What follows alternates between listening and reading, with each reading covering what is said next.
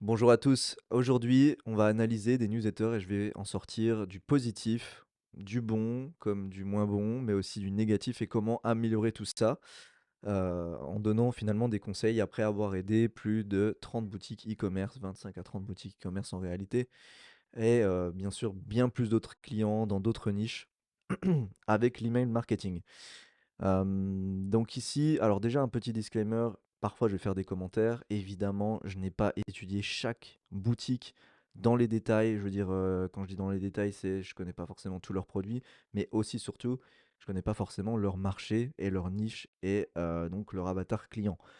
Et je dis ça parce que des fois, je vais donner des remarques sur le copywriting inévitablement et je vais peut-être trouver que quelque chose me parle pas forcément, mais c'est simplement parce que je suis pas, je pense, la cible ou je ne connais pas le marché, donc forcément, ça se trouve, c'est vraiment les termes exacts qu'il faut utiliser pour convaincre et persuader quelqu'un d'acheter le produit. Mais étant donné que j'aurais pas fait évidemment ce travail de recherche en amont et que je ne suis pas la cible, donc ça va pas me parler. Je vais pouvoir peut-être, juger certaines choses, comme, inappropriées, enfin pas adaptées et pas optimisées en termes de marketing.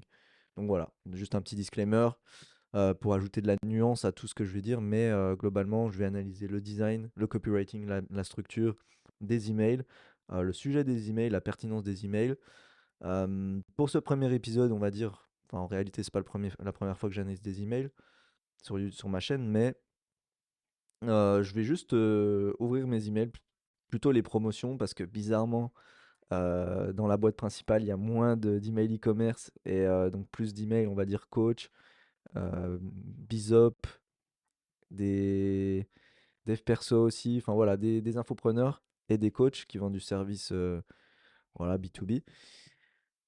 J'en ai beaucoup moins, mais quand on, du coup, s'inscrit quand on va sur l'onglet promotion, bizarrement, tout de suite, il y a beaucoup plus d'e-commerce. Ça, je vais en parler de manière plus extensive, j'en parle de manière plus extensive ailleurs, mais simplement parce qu'il y a plus d'éléments graphiques et voilà, c'est pour ça que je fais des emails. Je recommande aussi d'ailleurs au passage de faire des emails avec 60% d'images, 60% de texte, pardon, et 40% d'images, justement. C'est à une estimation, voilà, pas besoin de suivre exactement ça, mais vraiment faites en sorte d'avoir quand même plus de texte, ou du moins suffisamment de texte dans vos emails, pour tomber en promotion. Donc voilà, on va commencer directement avec cet email de LXH. Mettez du LXH au pied du sapin. Alors ça, je connais à peu près la marque. Ils vendent des casquettes brandées. Ils utilisent beaucoup de marketing d'influence. Voilà. Et bah là, bah, effectivement, ils ont un beau design, mais je me demande est-ce que c'est vraiment optimisé sur mobile. C'est ce que je vais faire dans les prochains épisodes parce qu'on regarde souvent les emails, même même nous, parfois, en tant qu'email marketer, on regarde dans un premier temps les emails desktop, mais en fait, il faut limite faire les emails pour mobile, puisque en général, la majorité des gens vont regarder vos emails sur mobile. Donc là, faites attention, l'email enfin, très joli, hein, il y a une texture en fond, euh, on a les couleurs, etc. Comme ça, je trouve ça, ouais, ok, c'est intéressant. Là, je suis pas fan du tout de ça parce que livraison offerte à avis client, enfin, c'est personnellement là, je suis resté loin, un peu à peine loin de mon écran. On voit pas du tout ce qui est écrit. Euh, En plus, la qualité, vu que c'est une image, là, ils ont dû compresser la qualité pour que ça soit moins lourd, et donc c'est pas lisible, quoi. C'est à peine lisible, et j'imagine encore moins sur mobile puisque l'image va être comme ça. Peut-être ils ont fait une version mobile. Dans cette vidéo, je veux vraiment faire des analyses d'email pour desktop. Et je pense que je vais faire beaucoup d'analyses sur mobile, puisque, comme je l'ai dit, la majorité des clients vont regarder leurs emails sur mobile. Et voilà, là, ici, ça va pas du tout pour moi, parce que c'est illisible et c'est pas clair, quoi. Et bon, voilà. Ensuite, qu'est-ce qu'on peut dire sur le mail? Bon, offrez l'expérience CLXH et célébrer des fêtes inoubliables. Commander. Bon, là, l'argument de commander pour recevoir les cadeaux à temps. Bon, là, recevez vos cadeaux à temps. Bon, on comprend que ce sera au pied du sapin. C'est explicite. Peut-être ça aurait pu être plus explicite, mais pour des raisons d'être concis, ils ont fait ça, pour être assez concis, ils ont fait ça quand même, ils ont raccourci le texte. Bon, je pense que c'est bien aussi d'être concis et d'aller droit au but. Sur le coup, ça se discute. J'aurais peut-être quand même expliqué, d'être livré enfin, recevez vos cadeaux à temps. Après livraison, faut peut-être éviter les mots, du type acheter et cetera, les mots très commercial parce que ça va, monter la garde de vos clients. Donc recevez vos cadeaux à temps, je trouve que c'est plus positif, tourner plus positif que si on disait, faites-vous livrer, vos cadeaux à temps. Parce que ça implique du coup une transaction, monétaire, enfin voilà, que les gens doivent dépenser de l'argent tout simplement. Les gens adorent acheter, mais les gens, détestent se faire vendre. Donc c'est pour ça qu'il faut utiliser des mots, voilà, qui vont arrondir les bords. En général, ça fonctionne mieux. Mais ouais, peut-être vos cadeaux à temps, recevez vos cadeaux avant Noël, quoi. Enfin, pour Noël, pour le réveillon, peut-être. Bon, après, là, on est sur une closing brand, donc voilà, la casquette, le produit parle de lui-même et ils font, je pense, un très gros travail sur les réseaux avec les influenceurs, etc., de mémoire pour vendre leur casquette et mettre la brand en avant. Sinon, très joli mail, effectivement, mais gros, voilà, je recommande absolument pas de mettre, des emails en une image comme ça et voilà, peut-être que cette image s'affiche très, très, très mal, sur mobile donc voilà. Prochain email, OK, Eden Park. Je vais voir en dehors de mon écran. J'ai l'impression que l'image a mis du temps à charger. Je vois pas la voilà. Alors Eden Park, bon, je vois direct ça. Ça, c'est des facteurs justement là, comme l'email en une image. Là, l'email avec une grosse image non compressée. J'ai vu, elle fait 2,4 mégas. Elle n'a pas à faire 2,4 mégas. Donc, ils devraient compresser leurs images tout bêtement. Là, 1,5 mégas cette image. Et alors que ils pourraient trouver un moyen comme dans précédemment, LXH, ils pourraient tout simplement mettre du vrai texte ici, mettre un background avec la même texture, etc. Donc ne pas sacrifier, on va dire, le design tant que ça. Peut-être pour le bouton ici, ce serait plus compliqué. Pareil pour ici. Mais ça, par exemple, aussi, les éléments de réassurance, ils pourraient complètement les mettre en blocs séparés avec du vrai texte et ainsi augmenter leurs chances de sortir de l'onglet promotionnel parce que c'est justement quand il y a que des images comme ça qu'on on a plus de chances d'y être. Voilà, avancer mes propos, regardez, je vais scroller sur les emails. Bon, il y a beaucoup d'emails. Ok. Les emails, voici la plupart des emails qu'on a, euh, qu'on a quand on est dans l'onglet principal. Donc voilà, surtout des emails texte. Évidemment, il y a des emails qui passent le test, mais on se rend compte que dans le niveau promotion, c'est souvent des emails très chargés avec des emails très lourds, enfin des images très lourdes. Euh, Ensuite, sinon concernant le texte, euh, ce que je trouve dommage concernant l'email en lui-même, au-delà de ça, au-delà de l'aspect technique, euh, bon, je trouve toujours ça dommage alors l'image est, voilà, c'est très joli, mais je trouve ça toujours dommage quand un email, on est sur la première page comme ça. J'imagine que c'est pareil sur mobile à peu près. Ou alors c'est justement adapté pour mobile et du coup sur mobile, on arrive à voir le livraison garantie pour Noël. Là de mon côté, bon je suis pas en plein écran, etc. De mon côté, on n'a pas directement la livraison garantie pour Noël. Ok, c'est l'objet du mail, après remarquez. Mais, du coup, voilà, on doit scroller, etc. Donc, je préfère, enfin, en gros, je pense que c'est plus pertinent à chaque fois d'avoir les éléments qui sautent aux yeux, de pas faire scroller la personne et d'avoir le CTA limite dans la première page. Comme de la même manière que pour le CRO, vous allez faire en sorte que tous les éléments apparaissent au maximum sur une seule page, sur mobile par exemple.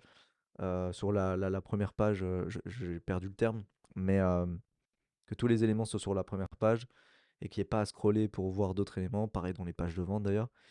Là, bah, dans les emails, c'est pareil en général, c'est-à-dire qu'il faut que tout saute aux yeux. Et donc, ce que je recommanderais, c'est bah, avoir tout simplement une bannière beaucoup plus courte, tout simplement. Plus que quelques jours pour être sûr de combler vos proches avec un cadeau French Flair au pied du sapin. Pour les retardataires, c'est ici que ça se passe. Un cadeau French Flair. Alors bon, voilà, là je suis hors du contexte, j'ai pas vu les emails précédents, je suis pas un client d'Eden Park et peut-être que du coup les anciens clients ou les gens qui suivent Eden Park, qui s'intéressent à la marque, comprennent, mais euh, personnellement ça me parle pas du tout. Un cadeau French Flair.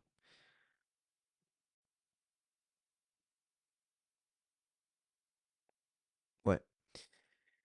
Euh, Bon, peut-être c'est un manque de culture de ma part. Ah oui, mais c'est pour voilà, c'est en lien avec le rugby. OK, c'est vrai que Eden Park est lié au rugby aussi. Donc OK, d'accord. D'accord, d'accord. Pour les retardataires, c'est ici que ça se passe.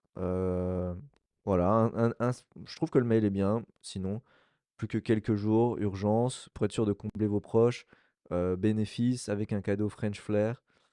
Voilà, bon, du coup, c'est assez ciblé pour les gens qui aiment le rugby. Au pied du sapin, je trouve qu'il y a beaucoup de connotations positives aussi avec le pied du sapin. Je trouve que c'est très chaleureux à chaque fois. En tout cas, peut-être que c'est ma représentation personnelle. Mais voilà, pour les retardataires, c'est ici que ça se passe. Je trouve que c'est bien, on appelle les gens. Ah, vous avez pas eu de cadeau, pas fait de cadeau. Bah, c'est ici que ça se passe. Voilà, donc je trouve que c'est bien, c'est concis, c'est précis. Euh, on est sur une marque d'habits. En plus, là, c'est évident aussi que les emails vont être moins chargés en texte puisqu'on est sur une période très bah, de haute saison où il y a beaucoup de promotions. Donc forcément, les emails vont être assez à droite au but finalement. Et on va moins faire d'éducation à ce moment-là sur les produits puisque ce travail d'éducation aura été fait tout le reste de l'année bien avant. Donc voilà, typiquement, best-seller du moment pour un cadeau 100% réussi. Et là, bah voilà, très bien, ça présente les best-sellers. Un sac à dos offert dès 250 € d'achat. Ça, c'est bien pour les personnes encore plus engagées qui veulent vraiment acheter plus. Ok, il y a un cadeau. C'est top. Je pense que, voilà, encore une fois, juste l'email pourrait être optimisé. Là, voilà, ils l'ont fait. Justement, ces éléments de réassurance comme ça. Donc avec des blocs HTML plutôt que juste des images. Donc ça c'est bien, mais ils auraient pu faire la même chose ici, quoi. Je pense pas que leur outil, qu'est-ce qu'ils peuvent utiliser? Bon, peu importe, mais leur outil leur permet je pense que leur outil peuvent leur permettre de faire ce design. Peut-être qu'il n'y aura pas ces éléments de design comme ça. Mais de la même façon, ici, c'est du coup, étant donné que c'est une image, c'est très petit et je suis sûr que sur mobile, c'est également un peu trop petit, quoi. Et sinon, voilà, la structure est bonne aussi également, hein, je trouve. Ok, best-seller, on est intéressé, on regarde, on scroll. On peut avoir aussi tous les best-sellers. Il y a un sac à dos offert. Là, peut-être que j'aurais mis, juste en termes de design, un peu d'espace pour séparer ça et que le CTA se démarque en fait un peu plus. Mais bon, et sinon, c'est Noël avant l'heure. On rappelle l'offre, une offre sûrement principale, ou une des offres, je ne sais pas. Mais ouais, excellent. Et même c'est bien mis en avant, c'est Noël avant l'heure, ok, pourquoi? Et profiter d'un sac à dos offert aussi. Puis c'est de toute façon expliqué ici très clairement. Et là, il y a tous les détails pour s'intéresser. Euh, Livraison garantie pour Noël, les commandes. On rappelle une offre encore au cas où. Et ouais, c'est bien parce que du coup, c'est pour les objections. Enfin, c'est une objection qu'on pourrait avoir.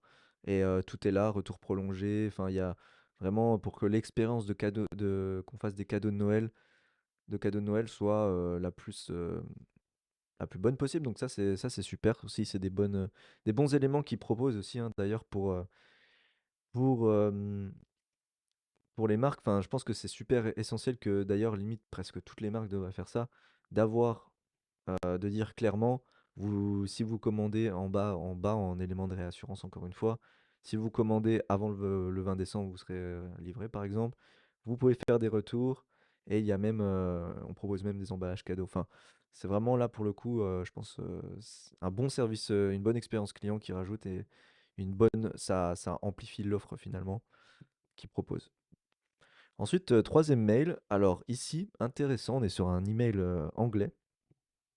Là, ça sent le Klaviyo, mais peut-être, pas du tout. Je sais pas pourquoi j'ai l'impression que ce mail a été fait sur Klaviyo.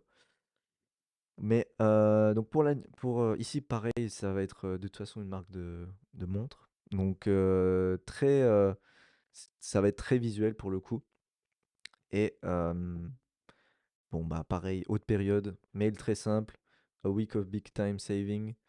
Le design reflète, bah, finalement l'essence de la marque. Je trouve que c'est pour des marques comme ça, c'est super important forcément. Il faut que ça corresponde. Donc men's gifts, ouais, ça ils l'ont mis en image, c'est pas l'idéal, mais je pense que c'est essentiel pour eux parce que les polices personnalisées, par exemple, ne fonctionnent pas sur Gmail si je dis pas de bêtises. Donc ouais, plutôt que de risquer d'avoir, enfin plutôt que de casser, l'esthétique avec un email plus optimisé, voilà, c'est un trade-off à faire, c'est un compromis à faire et je pense que des fois, voilà, enfin, il y a toujours des nuances. Dans ces cas-là, je pense que c'est important de le faire. Là, ils ont fait est-ce que c'est un bou ouais et pareil, ils ont fait le bouton de cette façon, peut-être que ça aurait pas été nécessaire et ça, par contre, je ne comprends pas pourquoi ils ont, peut-être ils voulaient traquer, est-ce que les gens, cliquent ici ou ça renvoie sur la même page peut-être? Après moi je suis pas dans leur pays de je pense où enfin ils livrent en Europe mais ouais, OK, bon. Je sais pas si je suis arrivé sur la bonne page, mais après, sûrement. Mais c'est intéressant aussi ça, cet élément, peut-être pour traquer où les gens cliquaient, ils ont, séparé ça. Bon, difficile à dire. Mmh. Non, autrement, bah, je pense que ça, c'est tout simplement des best-sellers. Men, women, ils n'ont pas segmenté leurs emails. Peut-être que c'est pas la peine de le faire. Mais surtout, c'est surtout pas la peine de le faire dans cette période, puisque c'est une période où aussi on va acheter des cadeaux. Donc littéralement, c'est écrit des cadeaux pour les hommes, des cadeaux pour les femmes. Donc après, ils auraient pu segmenter, s'ils savaient que leur audience était une femme, envoyer vraiment des emails, ok, pour vous, pour lui. Le classique, hein, des cadeaux pour lui, enfin des cadeaux pour vous, pour vous-même, ou pour elle, pour vos amis. Mais je pense que ça vaut autant le coup de finalement mettre les deux sexes comme ça, de cette manière. Et ensuite, bon, bah, ils présentent ça. Voilà, c'est très graphique, hein, pour le coup, et ça fait sens. Ici, je pense encore une fois, ils ont fait l'erreur de. Ils auraient pu très très bien faire ça avec les blocs. Et voilà. Hem, bon, bah, c'est intéressant. Je pense que je vais arrêter ça là. Le but, c'est quand même de faire un format assez court. Là, j'ai déjà, en fait, pris beaucoup plus de temps que prévu. Heu, bah, c'est bien. Je pensais aller sur des trucs quand même plus avancés et pas aussi techniques. Mais finalement, c'est bien parce que j'ai la volonté avec ces épisodes de, à chaque fois, avoir un thème donc que ce soit le copywriting, la structure, le design ou voilà, la façon, dont est fait le mail et ici ben, on est sur la façon, on est plus sur de la technique, comment de l'intégration finalement que la vidéo. Heu, donc heu, donc je pense que c'est bien, c'est un bon point de départ et et voilà, je vais m'arrêter ici pour aujourd'hui. En attendant, je vous souhaite une excellente journée. N'hésitez pas à mettre toutes vos questions, à donner votre avis et si vous avez peut-être des remarques que vous avez, des choses que vous avez remarquées en plus, de votre côté, bah, ça peut être intéressant, de les partager. On pourra en discuter avec plaisir. Voilà, je vous souhaite une, excellente journée. Si aussi vous voulez développer, les revenus de votre e-commerce grâce à notre système de conversion et de rétention par email et en savoir donc tous les rouages, comment ils fonctionnent, on a développé, bah, justement, j'ai créé un guide pour ça où on le dévoile et c'est le système qui a permis à nos clients de générer jusqu'à 48 de revenus supplémentaires, bah, grâce à ce même système. Si ça vous intéresse, le lien est en bio tout simplement et voilà, en attendant, je vous souhaite une excellente journée. Au revoir.